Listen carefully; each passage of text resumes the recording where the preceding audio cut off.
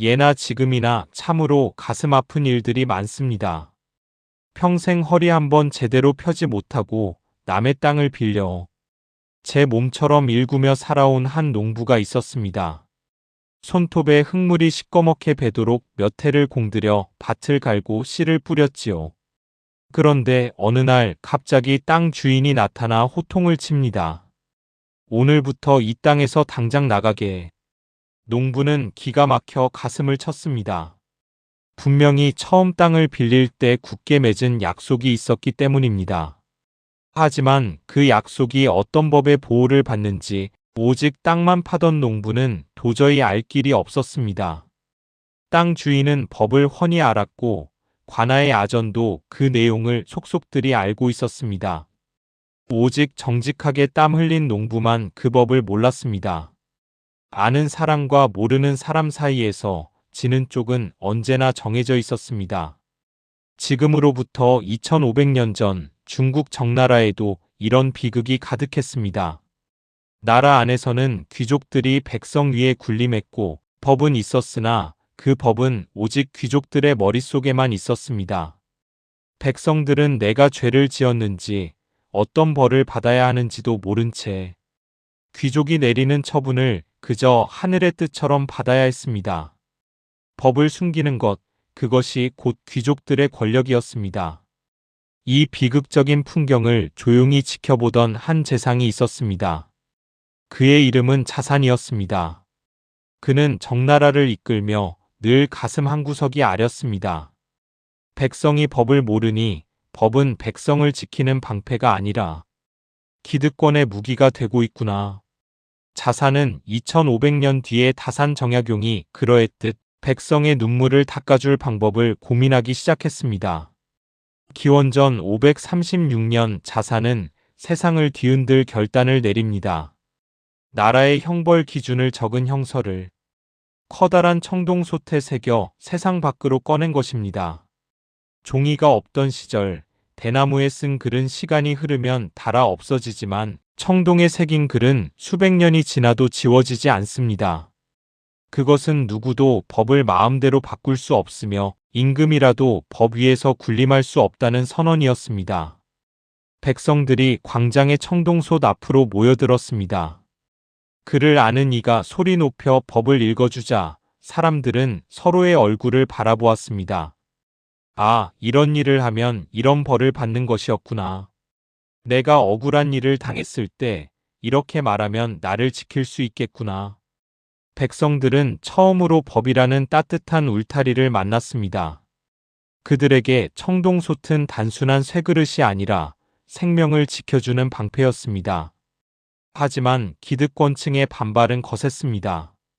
이웃나라 진나라의 대부 숙향이 자산에게 비난의 편지를 보냈습니다. 백성들이 법을 알면 윗사람을 무서워하지 않게 될 것이오.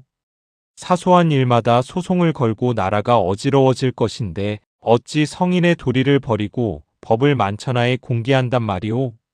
숙향의 말은 법을 감추어 백성을 다스리겠다는 낡은 권위주의였습니다. 자산은 그 편지를 읽고 짧게 답했습니다. 나는 재주가 없는 사람이라 먼 후세의 일까지는 생각지 못합니다. 다만 지금 고통받는 이 백성들을 살리는 것이 내 할 일입니다. 이 말은 겸손했지만 세상 그 어떤 외침보다 강했습니다. 먼 미래의 질서보다 지금 내 앞에 있는 한 사람의 억울함을 먼저 닦아주겠다는 재상의 진심이 담겨 있었기 때문입니다. 2000년이 지나 다산 정약용은 강진 유배지에서 자산의 이야기를 읽으며 조선의 아전들을 떠올렸습니다. 조선의 법은 여전히 한자로 되어 있었고 절차는 복잡했습니다. 아전들은 그 지식을 무기 삼아 백성을 농락했습니다. 백성은 법을 몰라 억울하게 땅을 빼앗기고 매를 맞았습니다. 다산은 자산의 청동솥이 조선에도 절실히 필요함을 깨달았습니다. 다산이 흠음신서를 쓴 이유는 자산과 같았습니다. 비록 관리들을 위해 쓴 책이었지만 다산은 이 책의 내용이 널리 퍼져 백성들이 알기를 바랐습니다. 수사는 어떻게 이루어져야 하는지, 시신 검사는 무엇을 보는지, 백성이 법을 알면 관리들이 함부로 그들을 대하지 못할 것이라 믿었습니다. 자산의 솥에 새겨진 글자는 다산의 북끝으로 다시 태어났습니다. 자산이 세상을 떠났을 때 정나라 전체가 울음바다가 되었습니다. 길거리에서, 논두렁에서, 시장바닥에서 백성들은 통곡했습니다. 공자 또한 그 소식을 듣고 어린아이처럼 울며 말했습니다. 고대의 인을 실천한 참된 사람이 떠났구나. 백성들이 그토록 서럽게 울었던 것은 자산이 똑똑해서가 아니었습니다. 그가 바로 자신들의 편이었기 때문입니다. 귀족들과 싸워가며 청동솥에 법을 새겼던 그 마음. 백성이 법을 몰라 눈물 흘리지 않게 하려 했던 그 사랑. 백성들은 자산의 죽음 앞에서 자신들을 지켜주던 가장 큰 어른을 잃었음을 알았습니다. 그들이 흘린 눈물은 자산이 평생 동안 백성을 위해 흘렸던 눈물에 대한 보답이었습니다. 다산이 이 이야기를 흠음신서의 첫머리에 넣은 것은 조선의 판관들에게 이 진실을 외치고 싶었기 때문입니다. 법을 너희들만 아는 권력으로 삼지 마라. 법을 숨기는 것은 권위가 아니라 비겁한 폭력이다. 백성이 법을 알아야 비로소 백성이 산다. 다산은 유배지의 외로움 속에서도 자산의 솥을 그리며 조선의 정의를 다시 세우려 했습니다.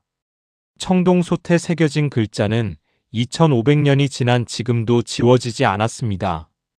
법은 드러나야 한다. 누구나 읽을 수 있어야 한다. 자산이 새긴 것은 단순한 글자가 아니라 시대를 뛰어넘어 우리 가슴 속에 흐르는 인간에 대한 예의였습니다. 법이 아는 자들의 무기가 아니라 모르는 자들의 방패가 될 때 비로소 세상은 공정하다 말할 수 있습니다. 다음 화에서는 성인 공자가 판관이 되었던 이야기를 들려드립니다. 부모와 자식 사이에서 법과 윤리가 충돌할 때 공자는 왜 아들과 아버지를 한 감옥에 가두었을까요? 성인이 보여준 뜻밖의 판결, 그 깊은 속뜻을 만나보시지요.